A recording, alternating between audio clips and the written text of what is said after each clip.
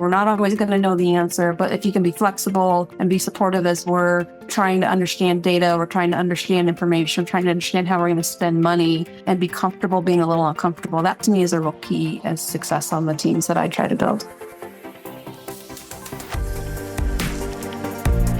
Welcome back to CFO Weekly, where we're talking with financial leaders about how to build efficiency in their teams, create time for strategy, and ultimately get results. This podcast is brought to you by Personiv, the trusted leader in finance and accounting outsourcing for over 30 years. See how Personiv's customized solutions can help you streamline your operations with teams that start as small as one. Visit the website at personiv.com to learn more. I'm your host, Megan Weis. Let's jump right in. Welcome back to CFO Weekly. Today I'm joined by Jill Howe, Chief Financial Officer at Lineage Cell Therapeutics, a biotech company developing innovative cell therapies for conditions including spinal cord injury, age-related macular degeneration. Jill brings more than 2 decades of leadership experience across biotechnology and pharmaceutical organizations, with deep expertise in building operational infrastructure, scaling finance organizations, and partnering with executive teams to execute long-term strategic vision. In this episode, we'll explore how finance leaders can modernize their teams through technology while also investing in talent and organizational growth. We'll discuss how automation and AI are reshaping finance operations, what skills modern finance teams need to succeed, and how leaders can balance innovation with the human side of transformation. Welcome to the show today, Jill. Thank you so much for including me in the podcast today. Happy to be here. I'm excited about this topic. So, as you think back earlier in your career, was there a moment when you realized that building a strong finance organization was just as much about developing people and processes as it was about managing numbers? Absolutely. I think that the people side of our business is really important. Without the teams that we build and that we cultivate, not sure what we're doing here, right? Obviously, technology is very important, but I view it as a tool. And so, very early on in my career, as I had the opportunity to be brought into the sector and really raised by some phenomenal people in my career, it was very evident that the investment in people is the key to really driving innovation and success, whether you're in technology or biotechnology. And when companies talk about modernizing finance, what do you think that they often get right, and what components do they often underestimate? I think, it's about finding the right system and application for your company. I think that companies that can analyze that and appreciate this for purpose, what size are they really developing for the tools? And I think that what can be underestimated is when you have tools that overwhelm what you're trying to do, that actually run you rather than being a tool for you. I've seen that happen in many cases. You get excited about this new opportunity with technology, and suddenly it's becoming more of a burden because you're maintaining the system rather than the system becoming opportunity for you to have bandwidth in other areas of your role. And before we go any further, let's just take a step back. Tell us a little bit about your background, where you've spent your career and where you are today. I really had the phenomenal opportunity of growing up my career in the San Diego biotech sector. And, what's been phenomenal about that is I really started out as an accountant. I had my sights early on to be a CFO, and I had just phenomenal companies to be a part of, phenomenal management teams, and really very vocal about wanting to learn how to run a business, be a part of the decision-making process. And so I had a great opportunity of being part of companies like Receptos that was purchased by Celgene back in 2013 for multi-billions of dollars. That led me to an opportunity to be a founding employee for Gossamer Bio. I helped build that company from 6 of us to over 200, over 18 companies in a multiple platform setting. And that led me to where I am today at Lineage Cell Therapeutics, where I've been the CFO here for almost 4 years. And I partner with the management team to really innovate the cell therapy that we are working on through our current indications. And I'm just curious, but for people who are listening who are aspirational CFOs, that's where they want to eventually, what advice would you give them? Was it that you were vocal and made known what you wanted to do, or you took chances, or a combination of that and more? Yeah. I think all of that, right? I think also learning what is the role of a CFO. And I think appreciating that once you get to that seat, what that role entails. Sitting in these seats it's a lot of pressure. There's a lot of moving parts. There's a lot of teams that you're supporting and managing. It's also the external component of it. And I think that I was vocal about it. I was observant, but I also built my network and worked really hard to make the connections across industries so that I could really be plugged in. But I also felt it was very important that I understood operations. And that way that as I'm overseeing and supporting the teams that are supporting other parts of the organization, specifically within finance, I have a really good handle on what they work on because I was probably in that seat at some point. And for me, I think that was really important. And I think it's really interesting. People that are operationally minded would be interested in that path. Because for me, I felt like it was a very valuable path to have a confidence in the breadth of understanding all the different parts of the business that way. I feel like as the role of CFO is evolving, that operational component and understanding it becomes more and more important. I mean, I'm not sure I would have heard that 20 years ago that you needed to know the operations like you do today. Well, and I think specifically in biotech, there's two different distinct phenotypes of CFOs. So because a lot of what this role entails is raising money, there's a theory, let's bring in a former banker. And a lot of times those, although very talented in what they're able to do to be strategic and thoughtful in fundraising, oftentimes don't have that operational background. And interestingly enough, part of my career path, I was partnered with and paired with a couple CFOs that were former bankers. And so I really got to support them through operations. And it was a real win-win to be able to, hey, teach me the capital markets side, I'll teach you the business side. And it worked out really well in a couple instances in my career. And how do you evaluate which technologies or systems are truly worth investing in versus those that may just create more complexity than value? I think the number one way to handle that is I can't be the one making that final decision. I certainly will make the final decision, but I can't be the one that is evaluating it along the way because I probably won't be using it as much as the rest of the team members will be. And so I think it's important that they're in on the process. It also makes it the adoption of it, I think, a lot more likely if you've got the team that's in there that's choosing the ideas because they understand what pain points that they have that they're working through that this should be solving. And I think back to the point earlier, it's again just reminding the team, let's not oversolve for something. Let's not solve for the edge case. Let's solve for what we're really trying to allow the system to do for us. And I think that to me is really important, that just really understanding that there's multiple stakeholders within that process to adopt and evaluate a system so that it works for everybody. And I think then you have a better likelihood of people using the system, right? As opposed to, well, I've been forced to use it. I hate it. So I'm going to triple my work now because I'm going to do it the way I used to do it, but then run things through the system. So I think it makes the adoption a lot faster if you bring everybody else in, the key stakeholders that would be really the ones that would be advocating for it within the organization. That's great advice. Really gets buy-in right from the start when people are solving for their own problems. And in healthcare and biotech organizations, where are you seeing the biggest opportunities for automation and AI, specifically within finance functions? I think finance is so integrated within the rest of the organization. So to say specifically within finance, I mean, I think a lot of things need to run through finance. We have all of our regulatory controls as a public company. We have our internal SOX tracking, workflows, et cetera. But I think what that means is that working with the rest of the organization. So I think where there's areas of great opportunity is in working with the folks that are in the lab that are procuring their equipment and their PPE, things like that, all the way to folks that are doing more contract nature work, like in clinical, so that we're not the ones holding up the process for them to be processing their purchase orders or their contracts. It's really a user interface system. It's almost like Amazon. They go in and they order their supplies and that integrates back into our systems. And I think that's where there's just a great evolution that I've seen occur over the last several years. And I think has a lot more opportunity as these teams build that automation within how they're ordering their supplies or getting their contracts. And it just becomes eventually more of a background information that's happening in the systems as the business process is working. So that allows the team members to do what we really want them to do, is use their big brains to solve problems and to be innovative and to work through solutions as it comes to the clinical trials or how they're working on the bench in the lab. And for things like finance and AI, I think when I started this podcast 6 years ago, it felt to me like CFOs and finance in general were always kind of slow to adopt new technology. Although like the longer I've done this podcast and the more AI and automation are playing roles, it seems like they're almost on the forefront of this kind of stuff today. Just wondering what your view is on that. I think we've been forced as a community to ensure that it's in line of sight of how we're running our businesses.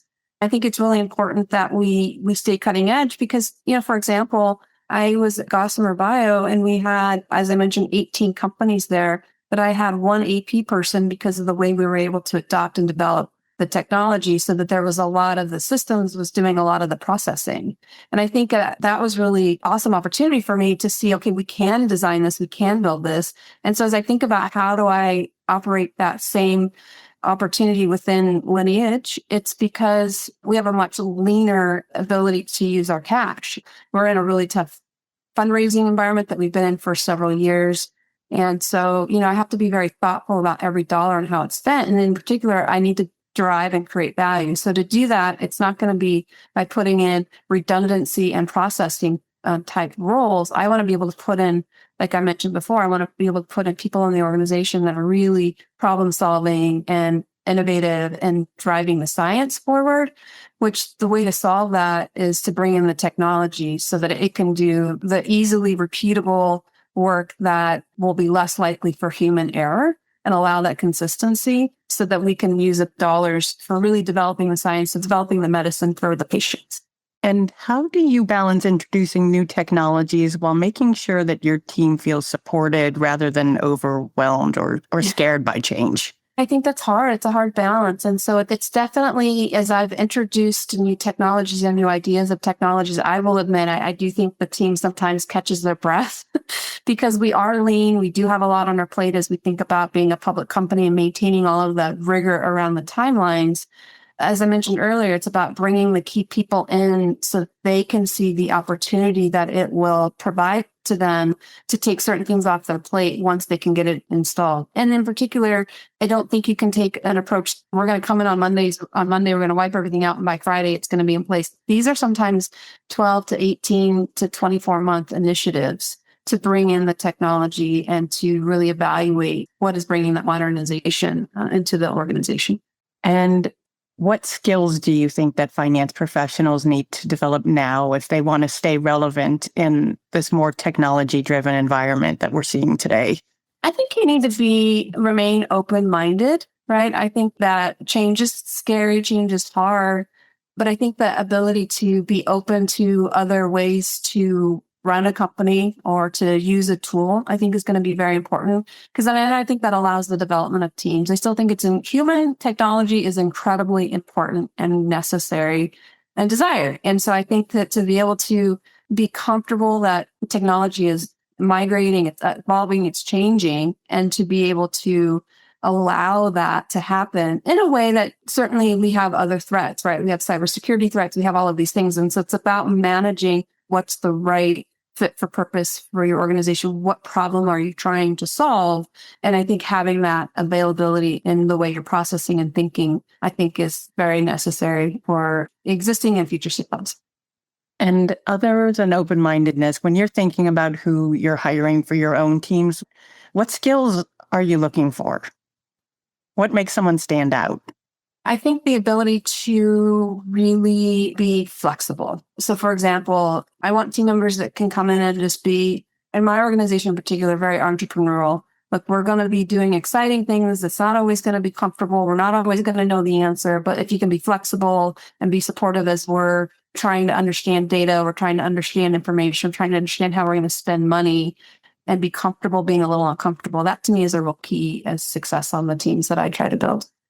And you've spent years building operational infrastructure inside growing organizations. What have you seen that separates finance transformations that succeed versus those that struggle or stall or fail altogether? I think sometimes politics, right, can certainly be stifling to that advancement. And so I think it's about the tone at the top and having support throughout the organization around innovation, around people management, and really ensuring that there's cohesive capability for the teams to continue to move forward. And in my industry in particular, focusing on what's the right outcome for the patients. And how has technology changed the way that finance partners with other parts of the business, especially in highly regulated industries like biotech and healthcare? I think what I've seen it allow it to do is stronger lines of communication. So the better the technology is, the faster we can get information to other parts of the organization so they understand what their budget constraints or budget capabilities are as well.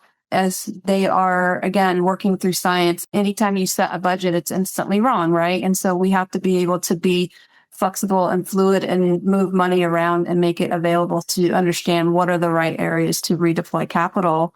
And I think that advancement of information and how quickly we can move that around makes it, I can give an answer to my teammate in 3 or 4 days as opposed to 3 or 4 weeks now because of the way we've developed the systems to support that information. And as the CFO, how are you developing relationships with leaders in the other departments? I've heard the CFO oftentimes referred to as the CF no. So how do you prevent the role from being looked at like that? Someone that's just there to say no. I really appreciate that commentary. I hope that that's not how I'm viewed within my organization. I really try to say, look, I can always find the money. So if it's important enough and it's necessary enough, I can find the money. You know, we have a very lean team. I'm involved in a lot of the core team meetings as we work through. So I'm aware of what's coming. I'm aware of where there may be pain points, where there may be areas that we are going to be required to deploy capital that we weren't expecting. And so I really do work to try to find the money. I always tease that my mother taught me to bury money in the checkbook, which is also known as contingency funds. And so I certainly always keep that really well in mind as we're working through the budget process. Because if I can't be a tool for the team, I don't want to inhibit them from their ability to fix things. At the same time, I do ask, was this necessary? Is this required? Or is this just curiosity that we're chasing? And so I think fortunately, we have a very strong team, very high respect for the roles that everybody's operating within the organization. And I think that makes us work really well together. But that does allow me to not be the CFO, no, but maybe the CFO, okay, she's going to work with me. And it feels like technology has come a very long way in the last 2 or 3 years. Do you ever see a point where AI and automation totally replace a finance and accounting team, or will these roles just continue to evolve and be more problem solvers? I think that's a really interesting question. I think it's a hot topic, and I think you could probably get answers that say much more deleterious. The whole team's going to be wiped out and it's all going to be machine managed. Personally, I don't think so. I think we don't understand what it's capable of it yet. And I think we're trying to figure out how do we adapt and evolve and put policies around these new tools so that we protect ourselves and we don't leak private confidential information. But I look at it like the Industrial Revolution in some ways. That was new and scary, and machines were entering into a world they really hadn't to that point. I think this is no different. It's just moving faster. So again, change is hard, change is new. I truly think that these can be very useful tools. We just have to figure out capabilities and how we work them into our day-to-day lives. But I don't believe that our jobs are going to go away. We have very, very talented people and very smart people. And like I said at the beginning, my goal with technology is to do the mundane work so that the team, I can have really high caliber employees, which of course we do, that use their big brains, that can think, that solve problems in a way that I don't believe a machine ever would. I love that comparison to the Industrial Revolution, and I'm fully in agreement with you. I think new roles are just going to pop up and things are going to change, but people will always be necessary. I think it's going to look differently, right? But that doesn't mean that it's bad and jobs change. And even over our careers, I would say that there's been some evolutions with the tech booms, and a lot of those same nervous commentary came out. And again, we've evolved, we've changed. And this one just feels like it's moving a little faster, but maybe that's because I'm older. I don't know. And looking ahead, how do you see the role of CFO evolving over the next 3 to 5 years? What new skill sets or mindsets are going to be required? It's interesting. Do you think technology is going to be always going to be important? It's always been important. I think it's going to continue to be important. I think having the mindset to appreciate that there are going to be bad sides of this as well. So how do we protect our organizations? And I think the other part of that is cultivating and really teaching and bringing up the next generation of employees all the way up to the C-suites. I think it's going to be integral into how we continue to evolve and grow the next generations, especially as we think about not only as technology is changing, as we're talking about from a tech status, I also think the biotechnology is going to advance because of the capability of AI and the ability to unlock things that we haven't been able to do to date. And I think that's going to be pretty important that we have the right people in place to support that talent coming through. Jill, thank you so much for being my guest today. I appreciate you taking the time to share your insights and experience with us. Absolutely. Thank you so much for the invitation. It was wonderful to speak with you today. And to all of our listeners, please tune in next week. And until then, take care. You've been listening to CFO Weekly, presented by Personiv. Please subscribe wherever you get your podcasts to hear all of our episodes. Want to learn more? Check out personiv.com. Thanks for listening.